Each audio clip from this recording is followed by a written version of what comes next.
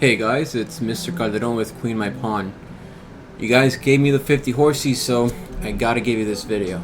A weapon against the London system. I used this against the 2500, and the position they got as black was negative 2.6 according to Stockfish 13. So, let's go ahead and take a look at the game that I'm about to show. Now, keep in mind that this idea was originally discovered by Akiba Rubinstein. So we're learning straight from the masters, and maybe you can get a position against the 2500 with negative 2.6. So let's go ahead and show the game, shall we?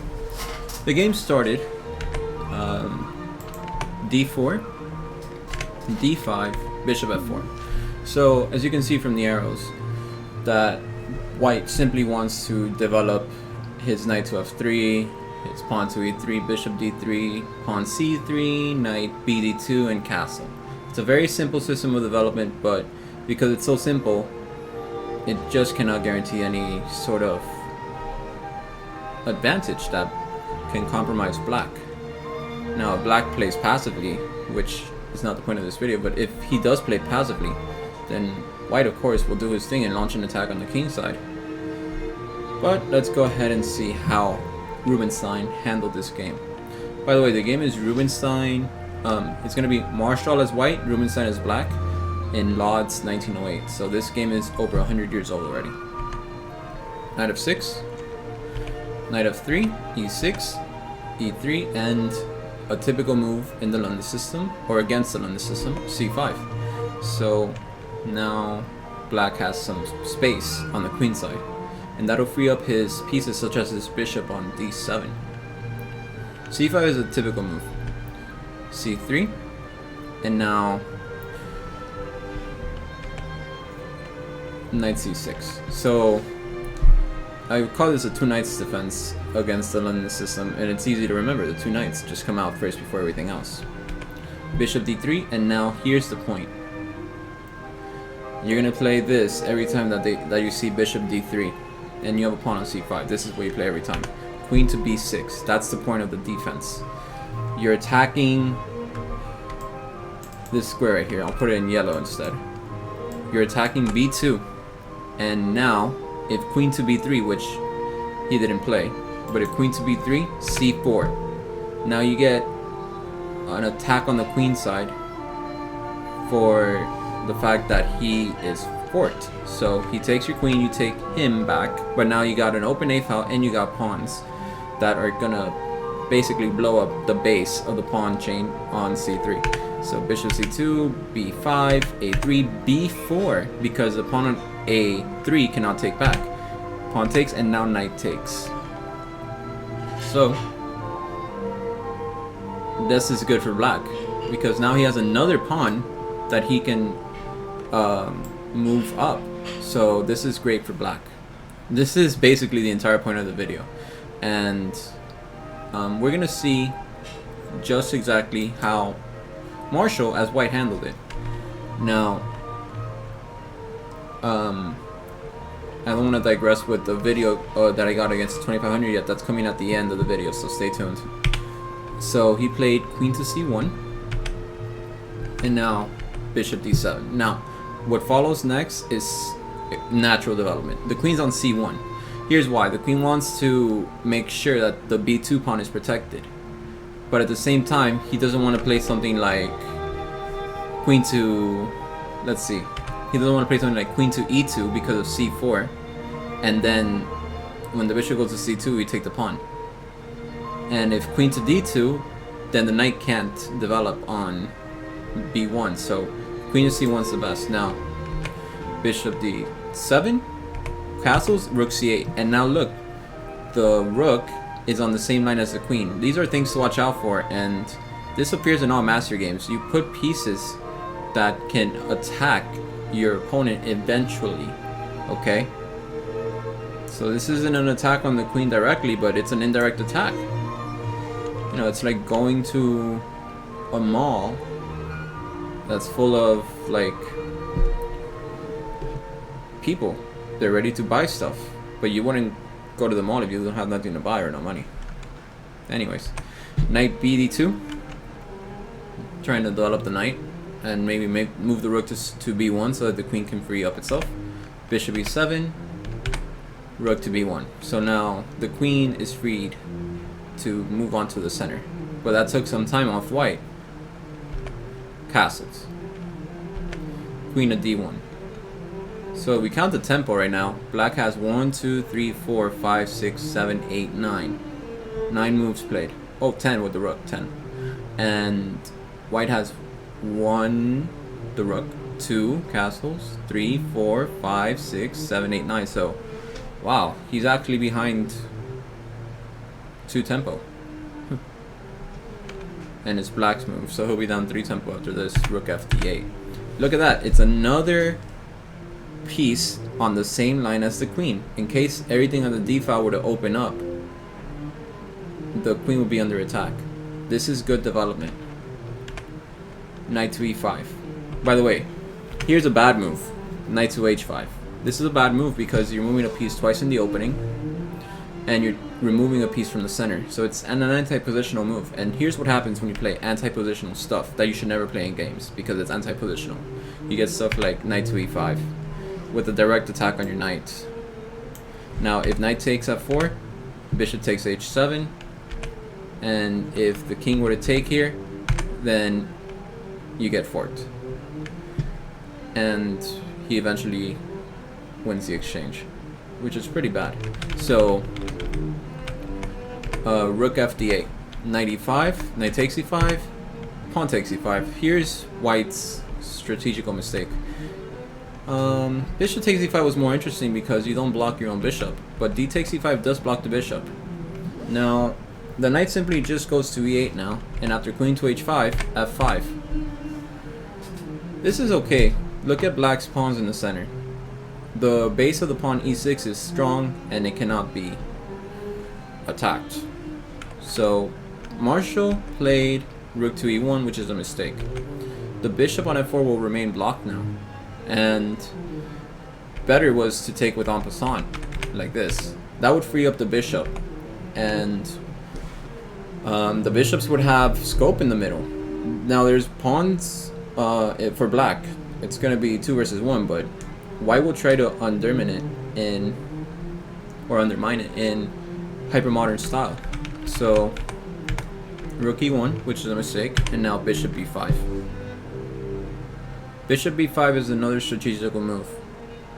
We know that black's bishop is bad in queen pawn openings, so we try to free it up. If we can't free it up, we have to trade it. This is typical in the Queen's Indian defense. So bishop c2, and now try to find another way to improve your position and trade off that bishop. I'll give you just a couple of seconds to pause the video now. Alright, you should have tried to think it for yourself. You can unpause it now. And now the move was queen to a6. You're attacking the a2 pawn, but at the same time, more importantly, you're about to play bishop to d3. So he plays rook to a1, which frees up the bishop and doesn't lose the exchange if the bishop were to try to move to d1, for example. Bishop d3, bishop to d1. But as you can see, black is starting to get inside white's space, and it's not looking good. Black is definitely penetrating the position. Queen to b6, attacking the b1 pawn again, the b2 pawn. Now, if b3, that would horrendously weaken the position, just like if we go back here to this position, queen to b6. If you played b3, that severely weakens the c3 square, and a rook would just take over. I've experienced that myself. I don't play those moves anymore, ever. It's just too weakening, and I can't ever win. So let's go back to the game. Queen to b6, he plays knight to b3. Now, you may be saying, hey, can't we just push the pawn to c4 when in a pawn? That would give black a pawn advantage, but there is more to be had. Rubinstein also doesn't want to give the d4 square up, so we win a pawn, but he gets d4. I think it's a fair trade. Let's make it unfair. Find the best move for black.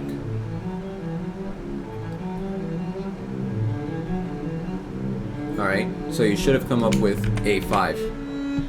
That way we can play a4. Now he plays bishop to f3. And we can't play a4 now because he'll counterattack with knight to c1. So we play bishop to e4 first, securing the bishop. Now he secures the b2 pawn with rook to e2. Then we improve our position with knight to c7. We couldn't do anything else, so we improve our position. This frees up the rooks on the back rank and prepares to have them go to the king side via express. And it also protects the e6 pawn in case it's needed. Rook to d2, a4, knight to c1, g6, queen to h3, and now king to h8. We're preparing the rooks to go to g8 now. After all, this is a close center, and when it's a close center, you need to play on the flanks. Queen to h6, bishop takes f3, g takes f3, g5. There's tactics here. If the bishop takes the pawn, you lose a queen for a rook. Find out how. But I don't have time for that. So bishop to g3, and now d4, breaking open in the middle since we already got enough play on the flank. Pawn takes, and now f4, apparently winning the bishop, but Marshall decides to sacrifice it since he sees that everything else is doomed. Knight to e2, pawn takes bishop on g3, pawn takes pawn on g3, and now queen to c6. This activates the queen. Queen to h5, rook to f8, king to g2, and this is basically forced. So you see, the king pins itself. Well, the pawn pins itself to the king, so it's looking very bad for white. Queen to e8. Rubinstein versus trade queens because he is up a piece. Marshall, of course, says no, and he moves the queen to g4. Then queen to g6, rook to h1, and now c4. This stops the c3 pawn from advancing, with a knight c3 and knight to e4 possibility gone. So queen to e4. Now that the queen is more centralized, he is favored to exchange queens, since after queen takes queen, pawn takes queen, and then he'll have a preponderance of pawns in the middle. That's not something that Rubinstein was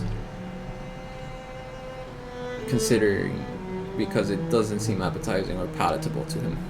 So he plays king to g7, an excellent waiting move by Rubinstein. So he takes the pawn on b7. Now he does have 3 pawns for the piece, but Rubinstein plays an amazing move, knight to d5. The white queen that captured the poison pawn has been quarantined from the king side.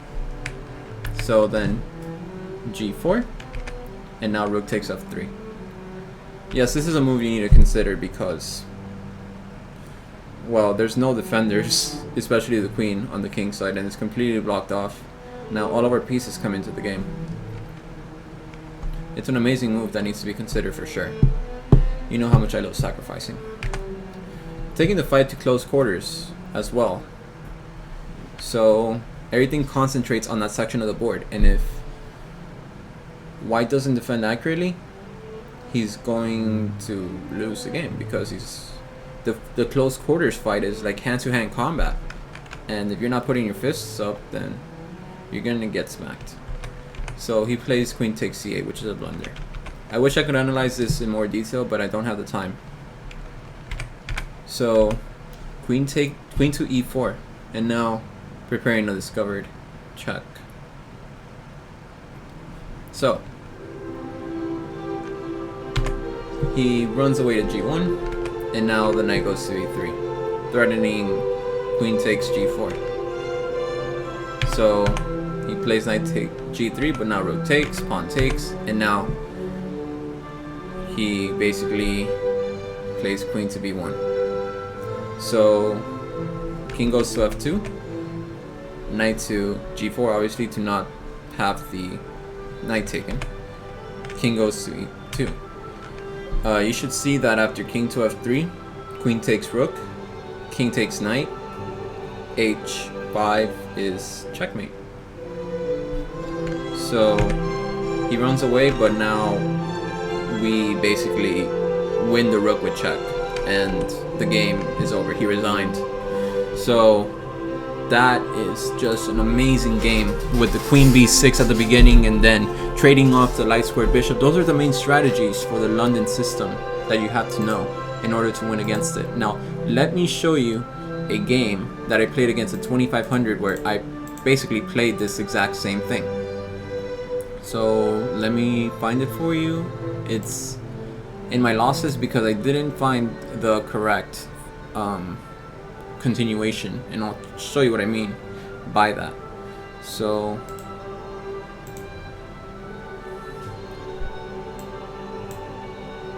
alright, so here's the ending of the game. Let's go to the beginning though. So d4, d5, bishop f4, knight f6, e3, e6, knight f3, c5. It's literally the same moves. c3, knight c6, the two knights defense. I've already mentioned that. Knight 2, knight bd2. So he develops the knight here first, but it doesn't make much of a difference. Bishop e7, bishop d3. Every time that you see bishop d3, you gotta play queen b6. He plays queen b3 not knowing the game, even though he's 2550. A 2550 doesn't know this game, that's gotta tell you something. So I play c4. Queen takes queen, pawn takes queen. Bishop c2, b5. e4. That counterattack in the middle is not actually a counterattack. I'm not worried. b4. Bishop g5, I'm not worried. B takes c3, B takes c3, and now rook to a3. Also worth considering though was b5. So let's see what the engine thinks. Should I have played rook to a3 or b5? It likes both the same. In the future I'll probably play b5 because it's more to the point. So I play rook to a3. He plays knight to c1, and now I played rook to a7. The engine's considering any rook withdrawal. It's okay. So rook to a7, e5, knight d7, bishop takes bishop, king takes bishop, knight to d2. In this position though, I had played b5, which is correct. Then he plays king to a2, and now I played the wrong move. I played bishop to a6, which makes no sense because the bishop is, even though it is attacking the king, this pawn's not going to move anytime soon. So he played a3 and my attack was gone. The engine in this position says that I'm winning. It's negative 2.8, 2.7, 2.6 if I had just pushed b5. So I'm terribly winning this position. So that's the point. You gotta keep pushing your pawns and clear up the files. It looks sort of like a Benko gambit with a lot more space. So this position, if he had played a3 though,